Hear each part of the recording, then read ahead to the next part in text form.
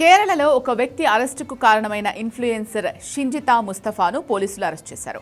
చేయని తప్పుకు ఒక వ్యక్తి ప్రాణం పోవడానికి కారణమవడంతో ఆమె మీద కేసు బుక్ చేసిన పోలీసులు ఇవాళ ఆమెను అదుపులోకి తీసుకున్నారు. రీసెంట్గా షింజితా సోషల్ మీడియాలో ఒక వీడియో పోస్ట్ చేసింది. తాను బస్సులో వెళ్తున్న టైంలో దీపక్ అనే వ్యక్తి తనను అసభ్యంగా తాకాడంటూ వీడియో పోస్ట్ చేసింది. ఈ వీడియో వైరల్ అవ్వడంతో చాలా మంది దీపక్ను తిడుతూ కామెంట్స్ పెట్టారు. దీంతో దీపక్ అవమానం భరించలేక ఆత్మహత్య చేసుకున్నాడు. అయితే వీడియోలో దీపక్ ఆమెను ఉద్దేశపూర్వకంగా తాకినట్టు ఎక్కడా కనిపించలేదంటూ చాలా మంది పోస్టులు పెట్టారు. బస్సులో ఎక్కువ మంది ఉండడం వల్ల అలా జరిగింది తప్ప దీపక్ కావాలని ఆమెను ఇబ్బంది పెట్టినట్టు వీడియోలో లేదంటూ నెటిజన్స్ రియాక్ట్ అయ్యారు. అన్యాయంగా ఒక ప్రాణం పోవడానికి కారణమైన షింజితాను అరెస్ట్ చేయాలంటూ పోస్టులు పెట్టారు. ఈ వీడియోను పరిశీలించిన పోలీసులు దీపక్ ఆత్మహత్యకు ఈ వీడియోనే కారణమని తేలడంతో షింజితా మీద కేసు నమోదు చేసి అరెస్ట్ చేశారు.